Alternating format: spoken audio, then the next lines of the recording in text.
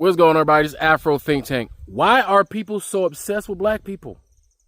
We are not the only human beings on this planet.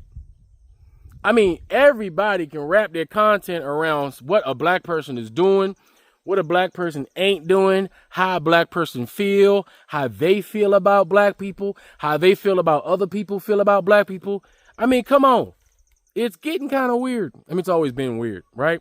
And this is not a new thing. This has been happening for thousands of years. They are enamored. People are jealous. People are curious. People are entertained. How come, you know there's criminals in every country? You know there's gangs in every country? Every country has gangs. But they only care about our gangs. They only care about our debauchery. Huh? How come they don't care about the white people gangs? Huh? Are they not entertaining enough? Are they not cool enough in their criminal activity? How come people don't care about the Samoan gangs? You know, they got gangs too, you know. Nobody cares about that. What about the Latinos? Their gangs are worse. You ever seen South America? In Central America? I mean, goddamn, then that's gangster. But I guess it's not cool enough. Is the music not cool enough? Are they not hip enough? Is it not entertaining to watch them, you know, blow themselves up and shoot at each other and all that stuff? What's up with that? They got gangs in goddamn parts of Europe you can't even name in that damn country. They got gangs in Something-a-Stan. You ever heard about Something-a-Stan? It's all those countries that's in Europe that got a stand on it. They got gangs and shit. They got blood feuds and all kind of stuff. Yo, nobody talks about them. One time we talked about Italians, all right, because of some movies, all right? But that was just white people being as cool as they possibly can. That was the pinnacle of white coolness is them Italians, right? I mean, they wore suits and stuff. We had like a little movie phase, but even that don't work out. We don't talk about them no more. Remember Jersey Shore? What happened to that? I thought we done moved. When Jersey Shore came out, I was like, hell yeah, finally. Let's talk about them damn Guidos, right? And white folks was mad about this. They was livid that they would ever, you know, display Italians like that. But that's how they really was. Jersey Shore, that's how all youth are dumbasses. All youth are dumb, testosterone-filled, estrogen-filled, bad decision-making individuals. But is it that ours is just cool? Why? We don't do that shit to nobody. Only thing we watch is anime. All right? Japanese get a pass. Y'all get a pass. All right? Japanese people, y'all get a pass. All right? Oh, y'all always get a pass. All right? Because y'all contributed to black culture. All right? You Japanese people, y'all cool. Y'all got y'all shit too. Y'all got y'all gangs too. I was there. I met the leader of the Yakuza. I got invited to his party. He was cool. All right. I got pictures. All right. Y'all got gang. Y'all got some shit too. All right. But y'all shit kind of cool too. We like watching y'all shit. But everybody else, I mean, why don't y'all look at the youth in your communities and your dilapidated neighborhoods and make some content about that shit? Why don't we, there's different types of music out there. Let's talk about some of that shit. Huh? Europeans, y'all got all them genres of music that nobody cares about. Huh? Let's make us care about that shit. Can you make that cool? How about K-pop? K-pop pretending to be pop, pretending to be hip-hop. Huh? That seemed to be losing steam too. I thought they was up on the rise, but what happened to that? Huh? Now they trying to do Afro beats and shit. Now Koreans are trying to make Afro beats. You can't make music that can hit your soul without it being African music based. Why everything got to be y'all need black seasoning on it to make it cool? What's up? All these cultures around the world, y'all telling me y'all ain't got nothing entertaining to look at, to watch, entertain yourself, to make y'all excited, to make y'all feel something. Nothing. You ain't got no drama. You ain't got nothing. Y'all got to just concentrate on us. We don't concentrate on nobody but us and Japanese people. That's it. And we watch Korean movies. I ain't gonna lie. We do watch Korean movies. The movie industry in Korea is cool. We watch that shit. Your music industry is trash because we know what y'all doing. But, you know what I'm saying? Outside of Korean movies and Chinese movies too. We watching y'all shit too. That's true. We be watching y'all movies too. Right? Kung Fu movies and shit. You know, back in the day. If it wasn't for us, y'all wouldn't even have a Kung Fu industry. Y'all know that, right? We was the ones supporting y'all. But outside of Kung Fu movies, Korean movies, and Japanese anime, and that's just entertainment. We just watching that. We don't, outside of that, we ain't even doing nothing. Y'all are all in our shit. God, I mean, everything.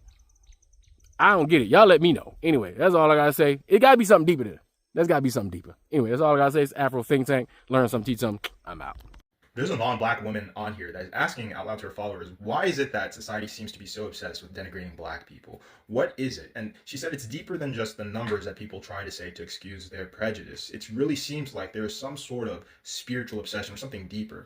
I'm not going to get into the spiritual side of it, but I will talk about the materialist side of it. There's absolutely not just an obsession, but an objective. And it has to do with the extraction of eumelanin and neuromelanin from black bodies. You need to understand that America is a factory. It's a colonial experiment that is designed to take black bodies and input black bodies, output capital. And I really mean output capital. The black body is supposed to vanish. You're supposed to use every single piece of it while it's alive to help you work in the fields. While it's dead, take it apart, extract the melanin and other necessary resources to help white people.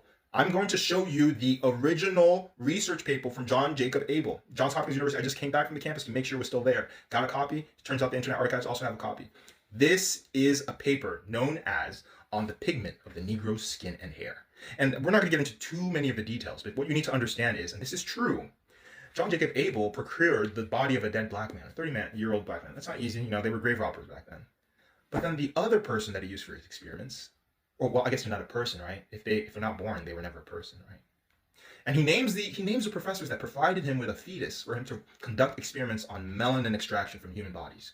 He thanks this professor as if it was like, because to them we're literally farm equipment. It's like, if you're an engineer, I'm an engineer, I'll buy something just to take it apart to see how it works. They do that with us. They did that with us. How do you think you have a professor that you can just go to? I need a black fetus that's exactly 6 months old or exactly 5 months old. How do you know? Oh, I've got them all. There's a constant work, and we can go deeper into this. I was going to go to, but the video's going to be too long.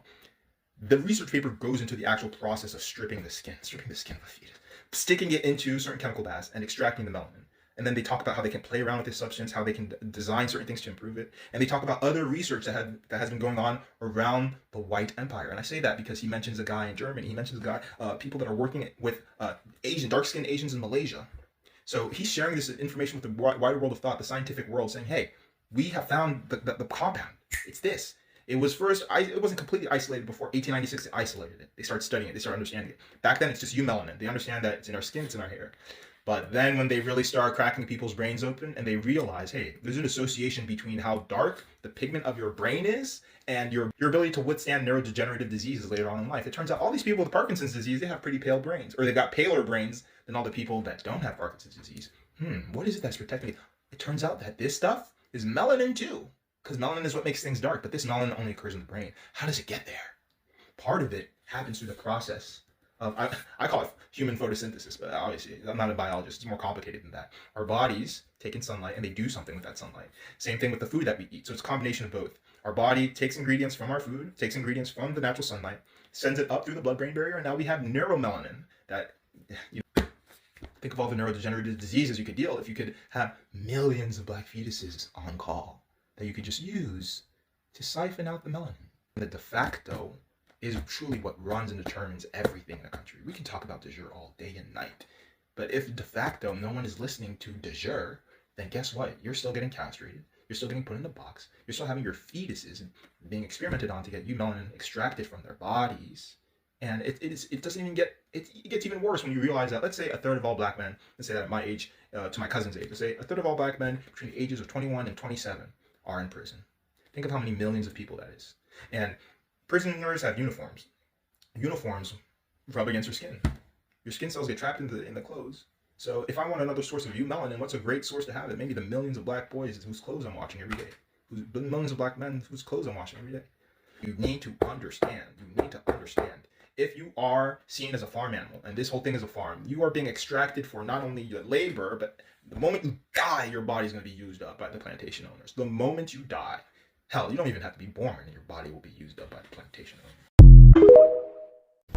Wait. Before you go, for all my subscribers and philanthropists out there, I'm building a solar power community water bowl system in Nigeria. It's going to cost between $5,000 and $6,000. I'm trying to raise money. If you want to participate and help me build this solar power water system, please donate to the Cash App and put solar water in the notes. Solar water in the notes. I'll put PayPal, Stripe, and Zelle. Anyway, thank you. That's all I got to say. It's Afro Think Tank. Learn something, teach something. I'm out.